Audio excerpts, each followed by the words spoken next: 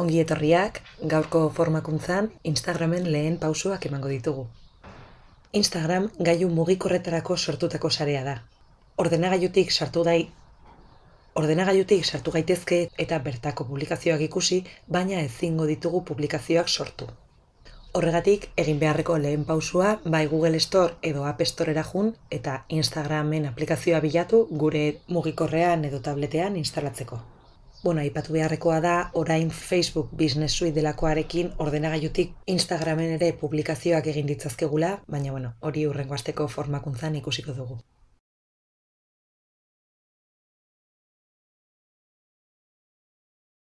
Behin aplikazioa instalatuta daukagula, egingo dugun lehenengo pausua da Instagramen kontuaren sorrera izango litzateke. Horretarako hemen beko krear kuenta botoia sakatuz, pantaila honera eramango digu, eta sartu beharreko lehen informazioa bai telefonoa edo korreo elektronikoa litzateke. Behin gure erregistro metodoa hautatu ondoren, bertan jasotako konfirmazio kodea kopiatu beharko dugu eta hemen itsatsi.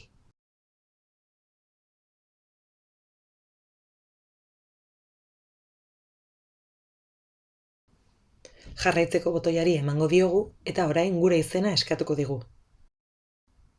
Ondoren gure kontura sartzeko pasahitza sortzeko aukera emango digu eta azkenik gure jaiote eguna. Jarraian berak automatikoki aukeratu digun izenaren iradokizuna egiten digu eta baita ere hau aldatzeko aukera ematen digu. Ikusten duzuenez, ematen dizuen lehenengo aukera zuen Facebook kontuarekin konektatzeko aukera da. Modu honetan, Facebookeko lagunak, Instagramera ere gehitu ditzazkegu. Baita ere, mugikorrean ditugun kontaktuak aurkitzeko aukera ematen digu, baina gu orain momentu honetan, bi pausu hauek alde batera utziko ditugu. Eta gure profila konfiguratzen hasi gaitezke.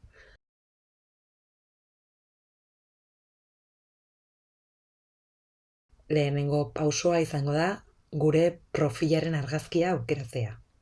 Nire gomendioa argazki deigarri bat aukeratzea da, beste kontuengandik nabarmentzen laguntzen diguna.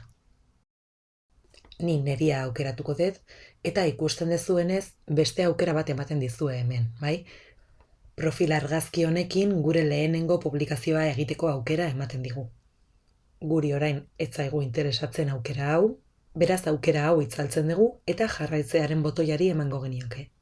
Segituan, pantaila berri hau irekiko digu, nun beste kontu batzuk aurki ditzazkegun eta hauek jarraitzeari hasi. Orain ez ditugu hauek gehituko, sugerentzia hauek, zuei interesatzen bazaizkizue, bakarrik segir botoi honi emanda, bere kontua jarraituko genieke eta gure albiste atalean agertuko lirateke euren publikazioak.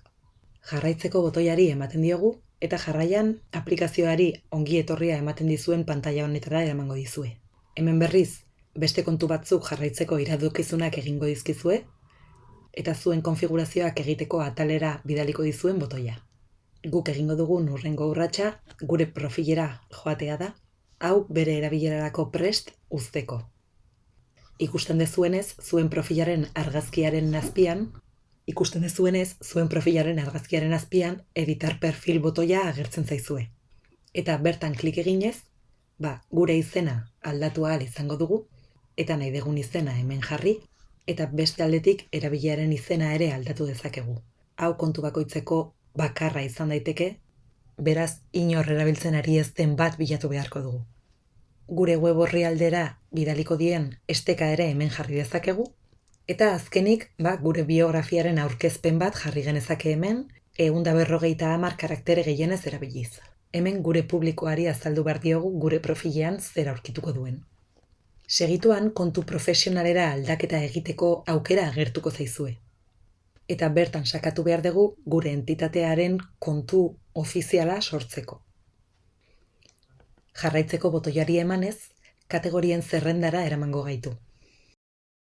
Eta bertan, enpresentzako kategoria desberdinak daudela ikusi dezakezue. Gure kasuan komunitatearen aukera hartuko dugu.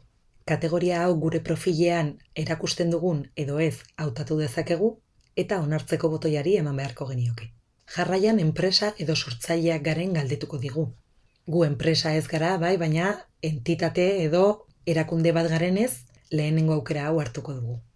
Eta segituan, gure erakundearen datuak betetzeko pantaila honetara eramango gaitu.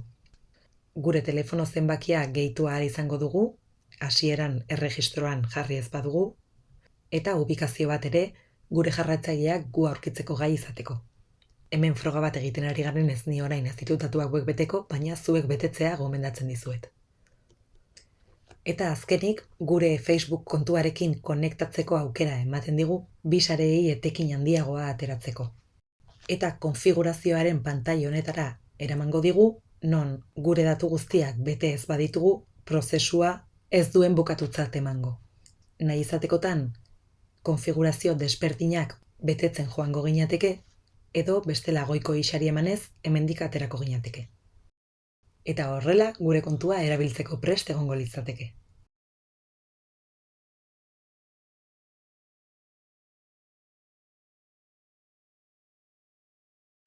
Gure lehenengo publikazioa sortzeko, pantailaren goikaldean ikusiko duzuen gehi botoiari emanez, leiho berri hau irekiko zaizue, Instagramen sortu ditzazkegun publikazio desberdinen zerrendarekin.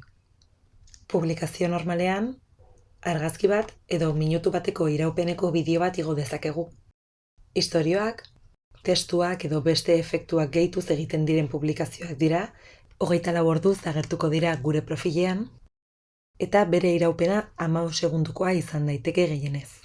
Istorio nabarmenduak ere sor ditzazkegu. Gure profiletik desagerraz daitezen gure istorioak gordetzeko modu bat da hau. Instagram TV-ko bideoak formatu luzeagoko bideoak igotzen ahalmentzen digu, baita kalitate handiagokoak ere. Eta Reels delakoak, TikTok sarearen antzera musika gehitzeko aukera ematen digutenak, bai musika edo humorezko bideo txikiak sortuz. Hemen pantailan ikusten duzuen gehi botoi honi edo beste honi emanez gure lehen publikazioa sortu ahal izango dugu.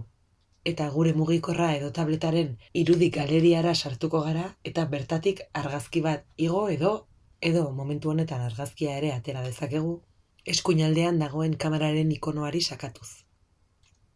Argazki bakarra edo bat baino gehiago aukeratu ditzakegu eta jarraitzeko botoiari eman. Gure irudiari filtro desberdinak aplikatzeko aukera ematen digu hemen, eta behin gurea aukeratu dugula, jarraitzeko botoiari emango diogu. Eta publikazioaren konfigurazioaren pantaila agertuko zaigu, non irudiaren deskripzio bat gehitu dezakegu, bai pertsonak etiketatu, eta ubikazio bat gehitu ere behar izatikotan. Beste sareak, Instagramekin lotutak baldin badaude, hauetan irudia partekatzeko aukera izango dugu. Eta zabaltzeari ematea besterik ez litzaiguke geratuko. Eta ikusiko dugu nola segituan, gure profilean agertuko den gure lehen argitalpen hau. Eta horrela gure profila konfiguratuta utziko genuke, eta baita gure lehenengo argitalpena ere. Hurrengo astean publikatzeko dauden aukera desberdinak ikusten jarraituko dugu.